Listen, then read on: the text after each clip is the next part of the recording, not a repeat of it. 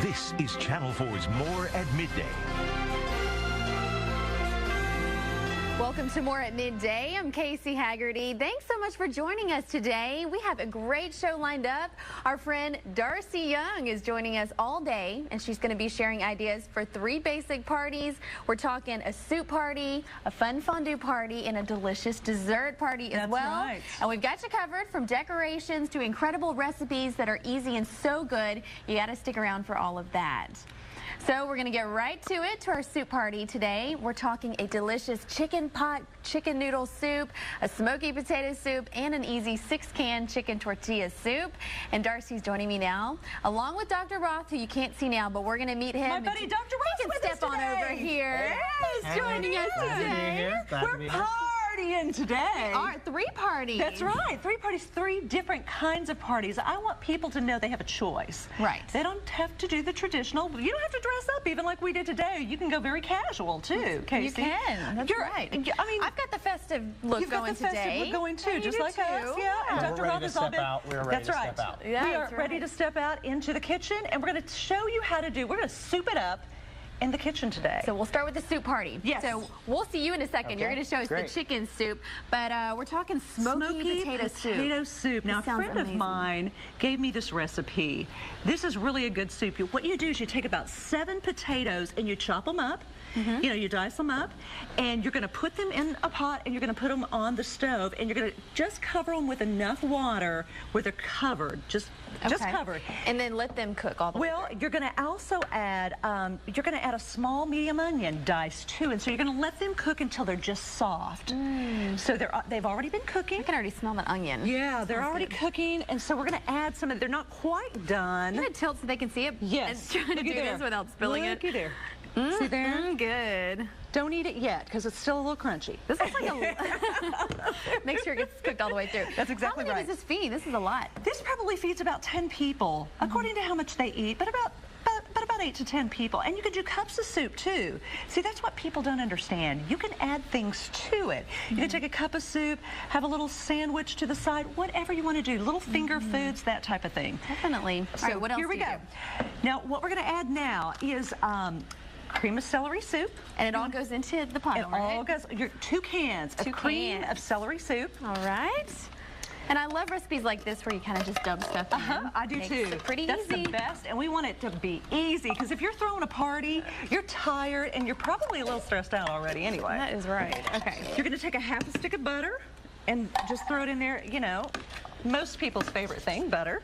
And what else? We got more stuff. Well, you're going to put about a cup to a cup and a half of milk. You're going to add that in there. Stir that all up. You know me, I like Cavender's Greek seasoning. Yes, you put it in everything. I do, except for sugared stuff, you know. So you're going to add about, well, just kind of taste it. But you can do salt and pepper if you like salt and pepper, but I like Greek seasoning. It just gives it a better flavor. We're going to also, you usually microwave this just a little bit and soften this, or you can set it out for a while. Cream cheese. Okay, the whole thing? The whole thing. And you want to make sure it's soft, because if it's not soft, it's going to lump up on you. Okay. So you want to scrape that off. Well, it's being a little stubborn. We're gourmets over here. There we go. So it's going to melt down as well. It will, Anything and you're going to stir that in there. Now you're going to add your bacon. And this is about everything's better with bacon. 7 strips of bacon. That's exactly right. Just, you know, chopped up. What I do is I take my scissors, you know, my kitchen scissors, and I just cut them all up. That makes it easy. Yeah, it's very easy. So add that in there, and then the smoke. Yes, no, the what's smoke that? part. This is liquid smoke. Liquid smoke. You're going to do about 6 to 9 drops. So tell me about that. What does it do to it? It just gives it a smoky flavor. Hence the smoked potato soup. Yeah, hickory, kind of a hickory smoked flavor. So you're going to do, I just pour a little bit in there, but it's about 6 to 9 drops. And you're just going to stir that all up. And cook it up for how long? Well, it should already, the potatoes should already be done, but we went ahead and added that in there, so it'll take just a little bit longer for that until the potatoes are just softened, and you'll just stir that all up, and it's ready to serve. There you go. Yeah. Pretty easy. There you have it. Thank you. Woo! That's awesome. All right. One party soup down, another one to go. One to go. So I'm going to mosey over here, and Dr. Roth, We're ready. You've got an easy one for us. This is really easy, it's fun, and this is the best time of year to eat it. And this is the easy crock pot chicken noodle soup. And everything's better in a crock pot because you can make it in the morning or even the night before. Absolutely. And then it's ready at dinner time. Absolutely. And just a little tip, if you look at this crock pot, you'll notice that there is a liner. You can get these like where you buy the Ziploc bags, and it really saves time at the end in terms of cleanup. That is brilliant. Whoever invented that. And I agree. We're going to start off with our ingredients, and we're going to have either, you can use a cup of water or chicken broth, and chicken broth is probably the best choice. A cup of celery, carrots, onions chopped up. We're going to use some garlic and then some other ingredients, and we'll go through that. Okay. To start off, why don't we put in the chicken broth? Let me go ahead and dump that. That's it's supposed to be 8 cups total, okay? 8 cups total, all right? Next, we can dump in the celery and carrots. So all of this, right? All of it, and that comes, and that really is a cup of each. Double fisting the veggies. Absolutely. There. Okay, what else? Now, go with the onion. The onion to give it a little bling. Okay. How much is that? Just one That's onion? another cup. Next, we're going to do actually a clove of garlic, and if you get this minced that you get very nicely at the store, all you need is a half a teaspoon. I actually like it a little bit heavier, so I'll add a little bit more because I'm a garlic fan. Next, we can do 2 of the bay leaves. Great flavor. 2 of these to go in as well, and then also half a teaspoon of thyme. Man, this is gonna have some flavor. It's about a half a teaspoon. Okay. And we're gonna do about, if you want to, 4 teaspoons of salt, and then a half teaspoon of pepper. So we can just add that in. Yep, you can just add that in, and there we go. This is going to be pretty spicy, but it's going to be good. Now, the main ingredient we haven't added yet. The main ingredient we're going to take, and I'll be happy to handle this because no one likes to handle raw chicken. What a gentleman. Thank you. Remember, clean all of your instruments in the kitchen once it's been touched by chicken. That's right. This lays right on top. Now, you can cook this for 4 to 5 hours fast, or 8 to 10 hours slow. Either way, the crock pot's wonderful. Like we said, just start it in the morning and then go to work and come back and get dinner. Once it's done, that part's done, the chicken comes back out. We are going to take the skin off, we're going to debone it, take the meat off, and shred it. Also important to make this healthy, we're going to skim the fat off the top, and it will be very easy to do. Best, I like to use the biggest spoon I have to get it off. Sometimes even the ladle is a nice trick. Then we're going to dump in the noodles. The noodles are going to cook 20 minutes while you're deboning, deskinning, and taking the meat off of the chicken. Once it's been 20 minutes, all the meat goes back in. It's ready to go. And we have it. Easy. Very easy. I love it. And you know, since we are talking about crock pots today and how easy it is, we've actually got a trivia question for folks today, okay? And we're going to bring Darcy back in to answer this for us.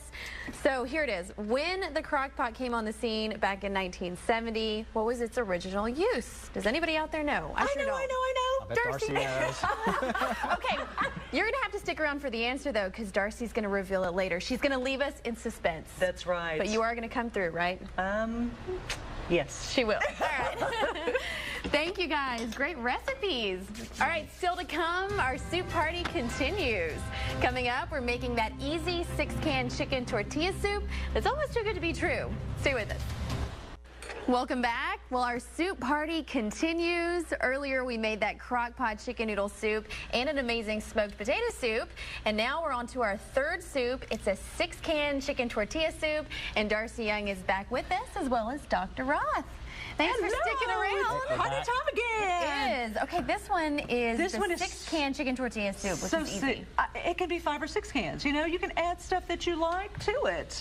You can make it a 10-can.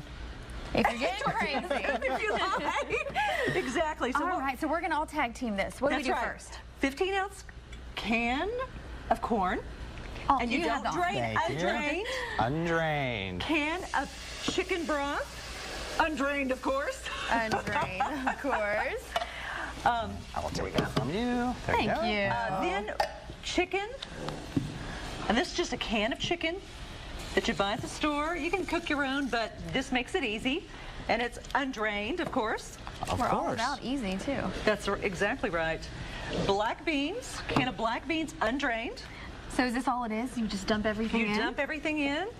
Can't get easier than that. We actually have the finished product over here. If you want to know what we're making, that's what that it looks like. It sort looks of. fabulous. And here, the last thing that you're going to put in and add to the soup is the Rotel. Now, you can get hot Rotel. You can get mild Rotel. This is the original Rotel. It's whatever you like. You might like it spiced up a little bit. Thank you. You might like it mild, you know? So anyway, you just stir that up and warm it up. There you go. And then after it's done and all warmed up, you're going to pour it, you're going to plate it or bowl it. This is what you're going to bowling. You're going to go bowling. You're going to bowl it up, and then you're going to sprinkle some chips, like crunch some just tortilla chips up on top, and then take some Mexican cheese, one of my favorites, and sprinkle that, and then take some salsa. If you like salsa, I mean, do it any way you want it, but this makes it look really pretty, and it tastes really good. It does. For something so quick and easy, your kids are going to love this. That's pretty easy. And the people at your party are going to love it too. And you know, I've actually seen this also made in the crock pot, which we were working on earlier, and that's pretty easy as well. Just dump it all in there. Just dump it all in there and let it cook. You can, you're going to put it on low for about 4 hours, you know, and just let it warm up and everything. This one's good for the winter too. And it's cold really, outside. really is. A warm chicken tortilla soup sounds fabulous.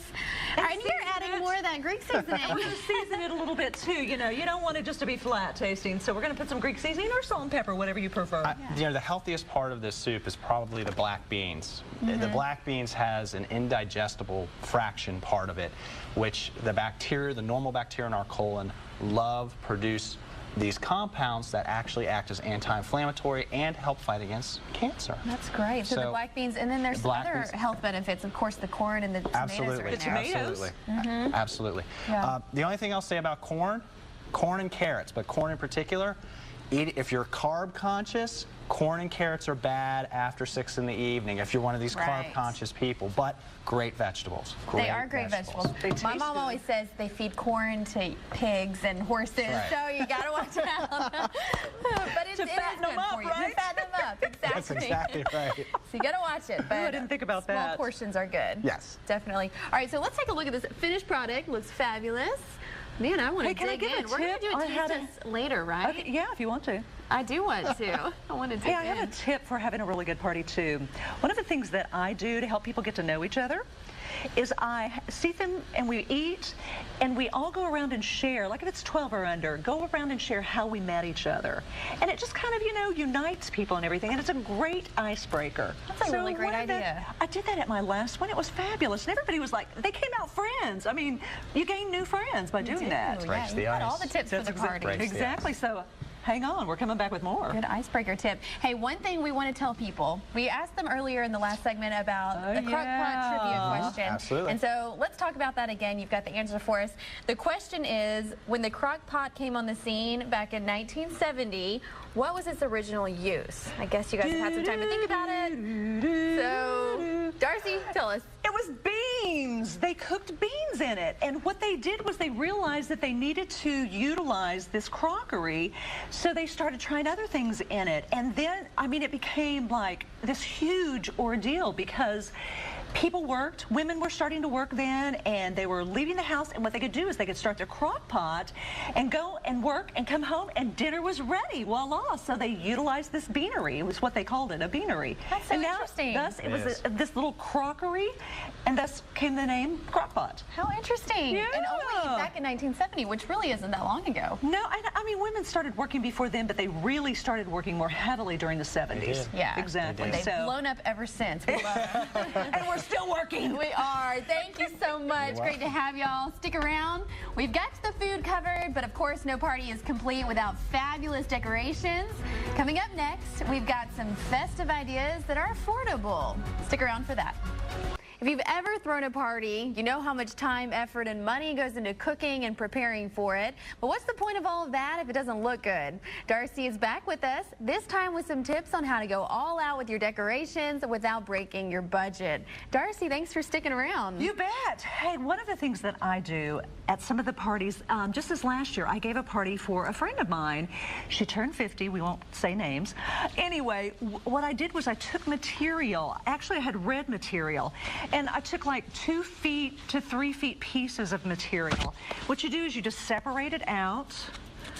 And this is to just drape on the table. Well, you just kind of bunch it around things. See, you just kind of bunch it.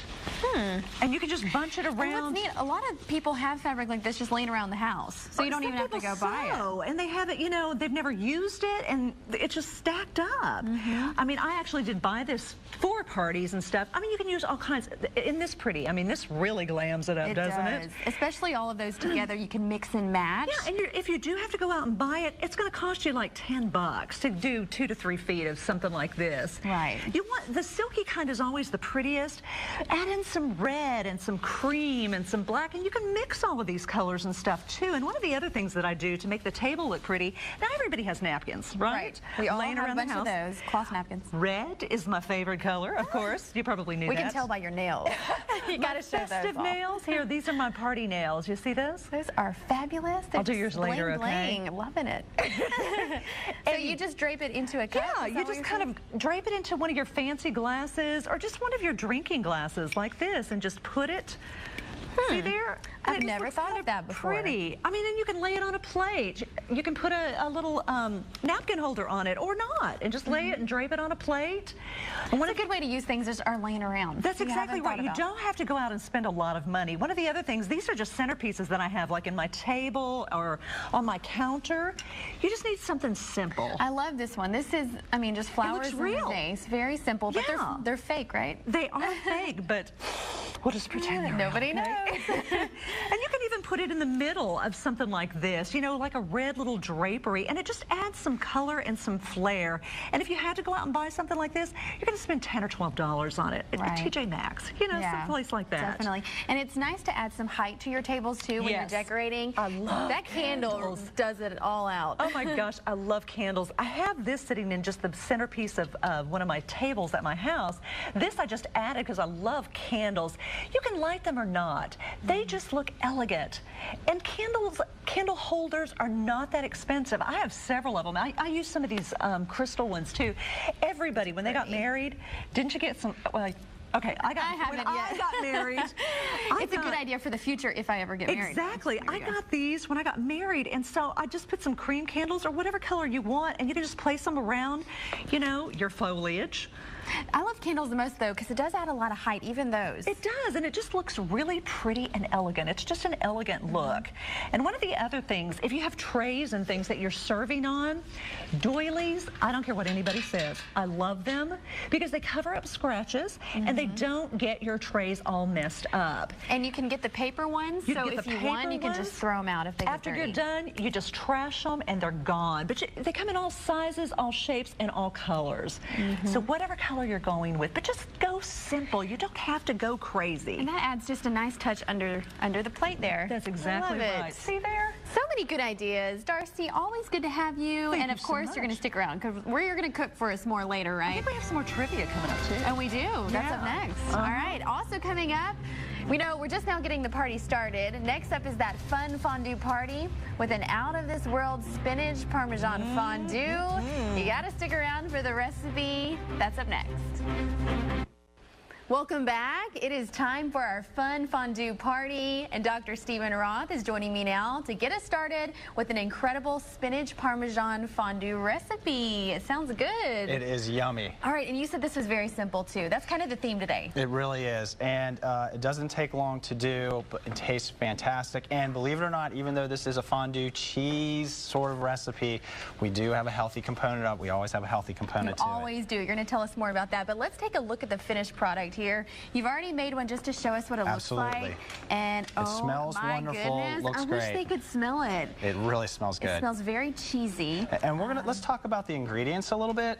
We're going to be using some whipping cream, heavy whipping cream for this. I know it's bad, but that's what it needs. We're going to be using cream cheese, a pound of it. We'll be using both Gruyere cheese, which is a very light cheese, and we're going to be using Parmesan cheese. And we'll use salt, pepper, and then, of course, the healthy component, the spinach. Right, and we'll talk about that. Let's go ahead and get it on the stove. Let's grab that bowl right there, please. Absolutely, because we're going to actually mix stuff up in here and then end up putting it there. So let's add the 2 cups of heavy cream into our mixing bowl here. There we go. And next, and I'll do this because it's kind of messy, we're going to put a pound of cubed cream cheese, and we'll just sort of dump that in there if we can. It's kind of messy. And again, this should be cubed. And we're actually going to, and again, we mentioned it earlier, softening up in the microwave is always a good idea. And then you can actually just sort of mix stir those together. Then we're going to start adding in some of the real tasty part of this, which is the cheese. Of course. We're going to go with the Gruyere cheese, which is a ½ a cup. Not easiest to find. You can buy it shredded. Sargento actually makes it shredded, hard to find, but getting a block and shredding it yourself. And then Parmesan cheese, which is 2 cups of Parmesan cheese is going in here, and that's a lot of Parmesan cheese. That is why it tastes so good, though. Yeah, absolutely, absolutely. Cheesy. So, do we add anything else before we put it on the we're gonna add, we're gonna add just a few other things. I think we would do the salt and pepper now, and that's about a ½ a teaspoon of salt and pepper really to taste, which we would add in. And the last, I know, and it's going to all look really yummy when we're done. And then finally, we're going to use 1 package of frozen spinach that's been thawed and drained, very important. And we're going to dump that in, and we're just going to sort of stir that all up. And while I'm stirring this, will you tell everyone why spinach is so good to eat? It is very, very healthy. Spinach is... You said it might be the best, right? It's one of the best. And the biggest thing right now over the last 10 years has been the higher incidence of prostate cancer. So this is one thing that has been found to be the most beneficial in actually the prevention of prostate cancer. The anti-inflammatory and antioxidant effects of spinach are phenomenal, especially because I'm a vascular surgeon, for blood vessels, reducing the risk of atherosclerosis as well as hypertension because of some of the antioxidative properties that come with it. So it's actually very, very good. I tried, and I'm not being facetious, I probably eat spinach about 5 days a week. Wow, yes. Every day? Yes. Well, and the good thing about it, too, is you can eat it with this recipe, and it's going to be really good. Even if you're not a huge spinach fan, it's going to taste good in this. So we're going to dump that into our pan, and maybe I will hold it. We'll team up for this. Yeah, absolutely. All right, so, whoa, I almost missed it. This is all you. It's all you. All right, got it. All right, and we would actually heat that, get it nice and melted. And once that occurs and everything's done, all you're going to do is, this is a really nice sort of fondue. And it is already smelling amazing. Yes, absolutely. And this is actually perfect because you can unplug this, you can actually use this to serve. Some of the things that you might want to dip in here, which is the fun part. Yes. Okay. You can really spice it up here. What would you want to dip in? I mean, you know, I was asking about spinach artichoke dip. You said artichokes are artichokes themselves. Artichokes themselves are wonderful, and it's actually the leaves themselves that people. You can go out and you order artichoke as an appetizer. Use them to dip in. Right. The traditional. Also, you said bread. Bread, absolutely. Crackers. Different types of breads, as well as good old-fashioned tortilla chips would be wonderful. Any of that, you have your choice. Well, thank you so much, Dr. Roth. Oh, and you know pleasure. what? We're continuing our fondue party. And coming up next, we've got a chocolate fondue. But first, we have a trivia question for you. It's on the screen there. Who came up with the idea of fondue? Don't you want to know? Well, we're going to tell you up next, so you got to stick around for that. Also, still to come, chocolate fondue, as we said. Do I need to say more? I don't think so. We'll be right back. Well, no party is complete without chocolate, of course. So Darcy is back with a recipe for her so easy chocolate caramel fondue. It sounds a little bit like heaven to me, and we're just having a good old party today. I saw you over here dancing. Oh, the party's not started until I start dancing. Okay, we better get rolling, huh? All right, you said this is easy. 16 ounces of milk chocolate is what I like. Some people like semi-sweet. I melted it in the microwave. Takes about a minute and a half, but you're going to do it in increments of 30 seconds at a time because you don't want your chocolate to burn. Do you do it on low heat? Just microwave it. Regular, okay. Or you can do it in a double boiler. Double boiler. Double boiler. That's all. Can you say that 3 times? Anyway, you're going to just melt that down. This is 16 ounces. You're going to pour in a half a cup of milk. Here, I'm going to turn it up here so they can look at it. Watch us while we're doing it. How much is that? This is a half a cup of milk. You're going to pour that in, and then you're going to add about a cup of store-bought, yes, this is store-bought. You can make your own if you want. Caramel. So you could probably substitute if you're not a caramel fan. You could just make chocolate, or if you want, that's exactly right. Spice it up, mix it together, and then you just stir it up. Look at this. You stir this up. Then after you've gotten it all stirred up and it's all smooth, you're going to put it in your crock pot. Well, I mean your fondue pot. Yes, yes, yes. And here's what it looks like. Oh my goodness. Look at this. And you brought all the things we can dip in it as well. And you can dip much, much more. Tell us, what's your favorite on there? Got a little bit of everything. Has to be the brownies. The brownies. Brownies are so good in chocolate. It's, you know, death by chocolate. If you and we have pound cake and marshmallows and strawberries.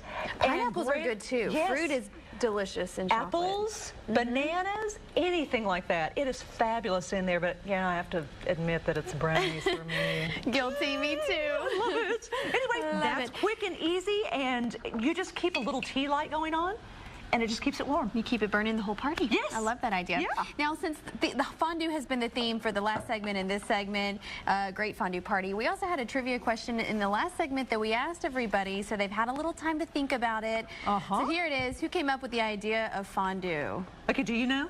Well, I'm looking at the screen. I'm cheating. No, you can't do that. I already cheated. Did you know that before? No, I didn't know.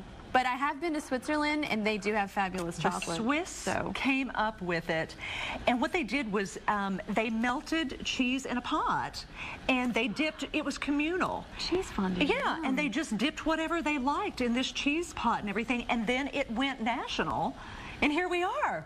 We have fondue pots with cheese and with chocolate in them. I mean, what they did was they started doing all different kinds of stuff in a communal pot and dipping things into them. So, wow. Hey, there you have a little bit of trivia. Thanks to them. I love fondue. Thank you for our fabulous fondue parties now. Right. Thank you so much. All right, we'll see you next.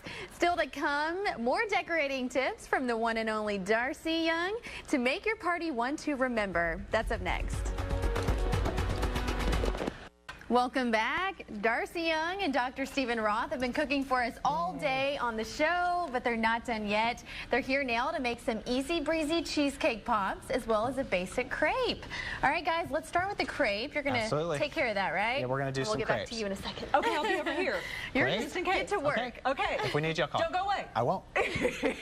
All right, so this is also easy. This is very easy. This has been the theme of the day, is easy. And some of the ingredients to make the crepe, let's just talk about. Very easy. Flour, eggs, milk, water, salt, butter. That's all you need. It's kind of like a pancake, except, of course, if you haven't had a crepe yet, they're a little bit lighter. And this one's kind of going to be a dessert crepe. Absolutely. We're going to put some delicious, chocolate Nutella in it a little bit later. Absolutely. So let's get started. Where do we start? So first we're going to do a cup of flour, if you will do the honors. I will. All right, just dump it in here? Just dump it right in there, because we're going to take all of these ingredients, believe it or not, and we're just going to mix them together. Next, let's take the eggs. We're going to take 2 eggs. Just dump those in there.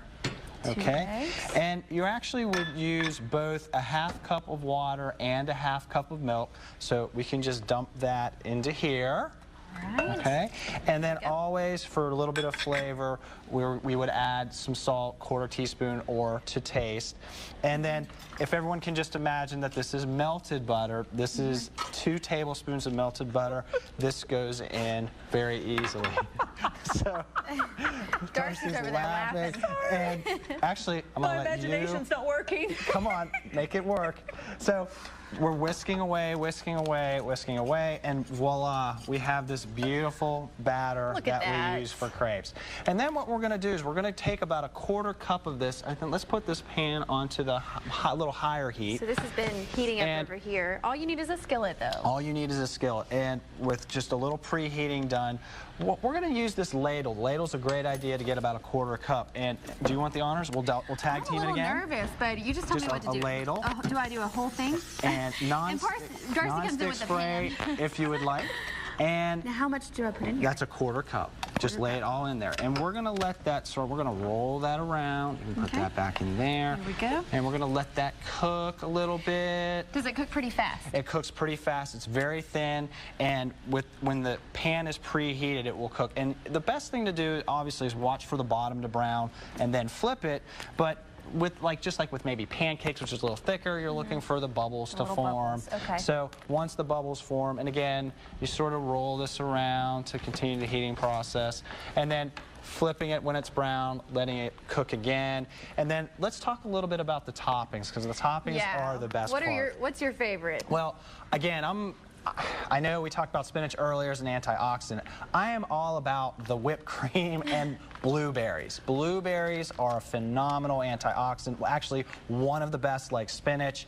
And they taste good, too. They're wonderful. I actually eat blueberries, again, about 5 to 6 days a week. All these anti-cancer foods that we can eat. Right. And what I'll do is I'll use whipped cream, and this is my favorite, or Cool Whip Light. And this is very easy just to spray on, and then adding blueberries or whatever your favorite fruit is. This, of course, I don't have a lot of stories about this. I know a lot of people do. I don't. This is called Nutella, and it's a hazelnut spread with skim milk and cocoa, and this tastes wonderful. I mean, you just spread this on and you eat it. It is fabulous. I've had Nutella crepe in Paris, which, you know, they're kind of known for their crepes, and it is amazing. Put a little powdered sugar on there, and you're in business. Absolutely. It is good stuff. Absolutely. Okay. And here, Darcy has the finished product, so there voila. it is. Check that out. So, looks good. and then again, all of these wonderful things to put on top, and you can be creative. I mean, people will put sour cream on them and other things. I mean, you can be as creative as you want to. Let me just add one thing.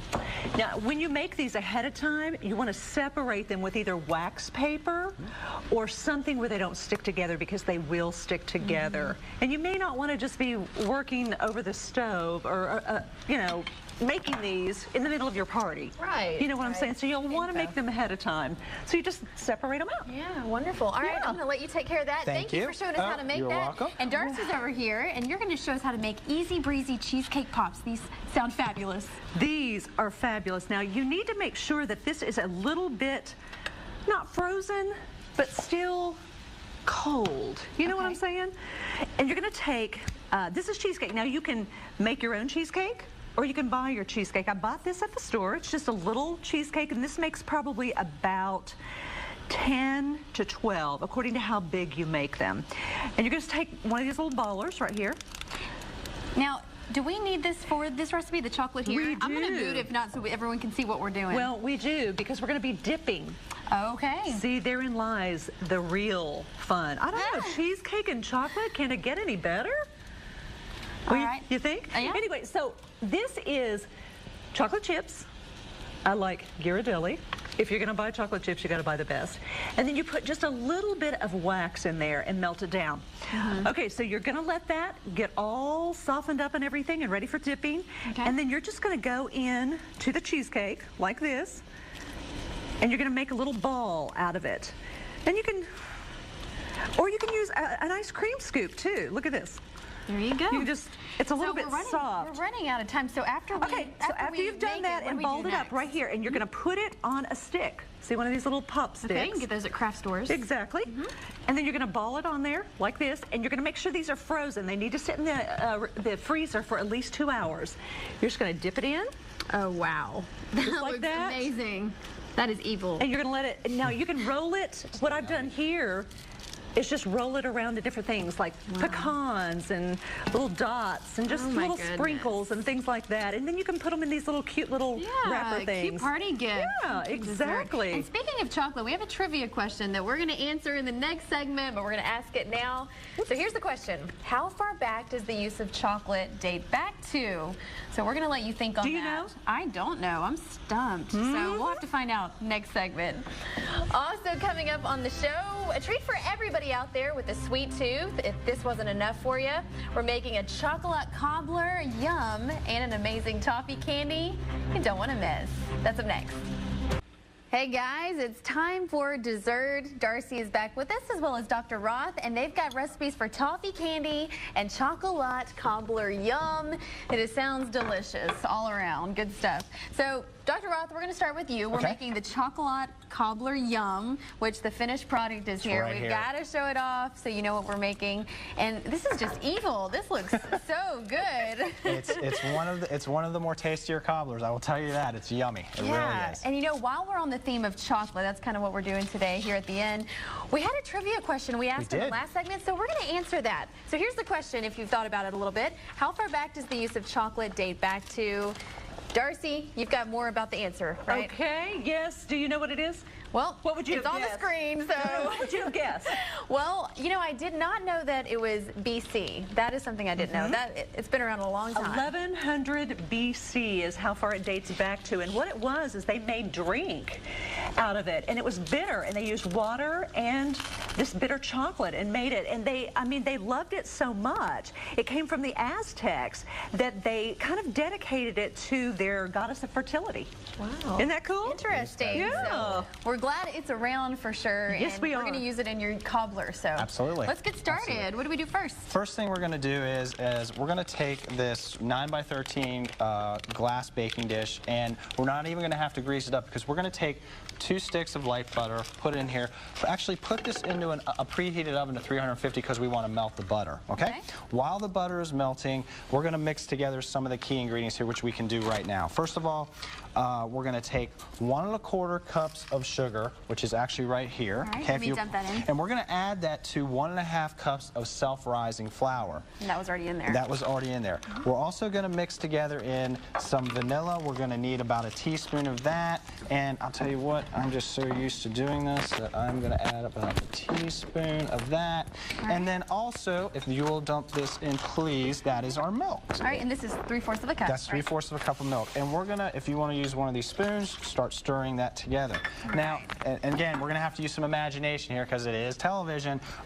Once the butter has melted and it's lining the bottom of the casserole dish here, we're actually going to pour this mixture on top of the butter, all right? Okay. Next thing we need to mix together for the topping is the cocoa as well as the sugar. So we're going to use... And this is in a separate bowl, This is in a separate bowl. We're going to make about 1 cup of the cocoa, and we're going to add to it a cup of sugar, which is actually right here. It's a little more than a cup. And we will dump in. And this is definitely going to be sweet, but it's okay because it's for parties. Absolutely, and we will mix those together. Mix this. All right. Absolutely. And let me guess. Does this go on top? This goes on top. The last thing we're going to do is we're going to have 2 cups of boiling water, and that boiling water is going to be poured right on top. You're not going to mix anything. It's going to go right on top. It's going to go into that 350-degree oven for 30 to 45 minutes, keeping a very close eye on it. Depends upon where you're cooking from, how hot your oven is. And out comes this beautiful dish. And it tastes so yummy. It looks delicious. It really That's why does. it's called the cobbler yum. Absolutely. Because it is yum. Thank you, Dr. You're Roth. welcome. All right, we only have a minute, but we are going to make some fast candy. This is toffee. Very quick. And usually what I do is I take and do a double batch. 4 sticks of butter, 2 cups of sugar, then you're going to do some Karo syrup, and you're going to put 2 tablespoons of that in there, and then you're going to put 2 tablespoons of water in there, and you're going to let it cook for probably about 20 minutes. And you want to stir it just occasionally, and it's going to turn real brown and like brown sugar. It's going to look like brown sugar. Okay. Then you're going to spray this with Pam. Any cookie sheet will do. Any cookie sheet will do, and then you're just going to pour it out, and it'll spread pretty much by itself. If it were done, I would show you, but here is the finished product. Oh my goodness, look at that. It is fabulous. So then after you refrigerate it, it hardens, and then you can break it up like candy. And you break it up and you serve it at your party. Then you're in business. Look at that. It doesn't get better than this. And on top you put pecans? Pecans, you can do almonds, pecans, anything that you want. Oh my Any goodness. kind, and you know, walnuts even, if you like walnuts. Walnuts are great for you too. Walnuts are very good for you. Stuff. Thank you guys so much. You're welcome. Also coming up, what might be the best hot chocolate in the world? We're getting Darcy's spin on the classic drink coming up next. Do you want a copy of all of today's recipes? Well, we've got them all listed online on the More at Midday section of WSMV.com. Just log on and try them yourself at home tonight. We've also got them on Facebook, so you can check them out there. Well, Darcy and Dr. Roth are back with the best hot chocolate mix ever. It is the best, right? It really, really is the best. And Dr. Roth, thank you for being my team player. A great time. We had a great time. I need one too. Great time. For the team. Yeah, absolutely. This is so simple, but it tastes so good. You're going to need a 20-ounce can of Swiss Miss Marshmallow Lovers hot chocolate. And you're going to dump that into a big container, like a little carrying container. Then you're going to add a 32-ounce package of powdered sugar. And then you're going to add a 20-ounce box of non-fat dry milk into it. And then you're going to add a jar of Coffee Mate, plain or whatever. I use flavor because I love the flavored ones. That's an interesting mix. Yeah, and you mix it all up, and I have a small little dill here, and you just mix it all up, and it has the little bitty marshmallows in it already. Look at that. Oh, and this makes such a great gift. You actually have these packaged up right here. What I do is I put them in these little cute packages and everything, and when my party goers or my party attendees leave, I just give them a little package of this, and then I give them the recipe, and they can make their own, and they can test it all at the same time. Hey, I have a really quick question for you. I was about to say, something about chocolate, right? Yes. How long does chocolate last? Do you know? How long does the chocolate last? Do you know? It doesn't last long around my house. That's not the answer, but that's the same with my house. Not long. What the true answer is the milk chocolate lasts for about 1 year because of the milk products in it, and the bitter, the sweet and the bitter, it lasts for up to 5 years. Interesting So just fact FYI. there. Good fact. All right, well, thanks for joining us, guys, today. Thank It was so you. great having you. Have a fun time at your That's party. it for the show. Have a great day, everybody. Bye.